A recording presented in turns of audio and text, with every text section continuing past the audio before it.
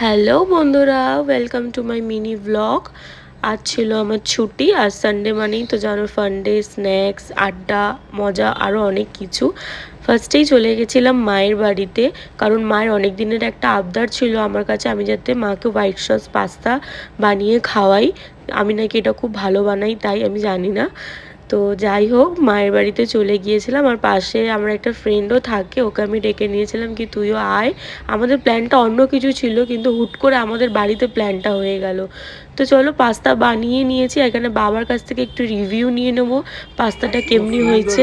প্রথম খাচ্ছি, মনে হচ্ছে কিন্তু আরো খাই।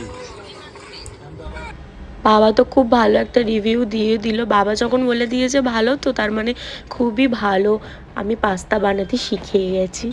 তো চলো এবার আমি একটু খাই, খেয়ে দেখি আমি এবারে কেমন বানিয়েছি। আর পাস্তাটা সত্যি খুব টেস্টি হয়েছিল, আগের বারের থেকে এইবারেরটা যেন বেশি সুন্দর হয়েছিল।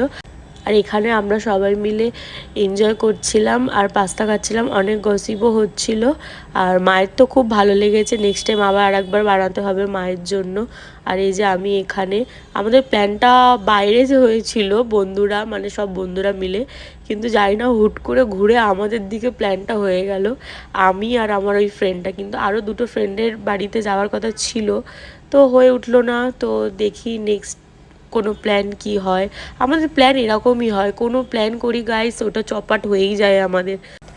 তারপরে মায়ের বাড়ি থেকে আড্ডা দিয়ে আসার পর নিজের বাড়িতে চলে এসেছিলাম, একটু ফ্রেশ হয়ে, যা গরম পড়েছিল, একটু ফ্রেশ হয়ে নিজের রাতে যা স্কিন কেয়ার রুটিন থাকে ওইটা করে তারপরে ঘুমিয়ে পড়েছিলাম। আর এখানে মায়ের বাড়িতে এত পাস্তা খেয়ে নিয়েছি, এটা প্রবলেম হয়ে গেছিলো অ্যাসিডিটি, তার জন্য কোল্ড ড্রিঙ্কসও খেয়ে নিয়েছিলাম।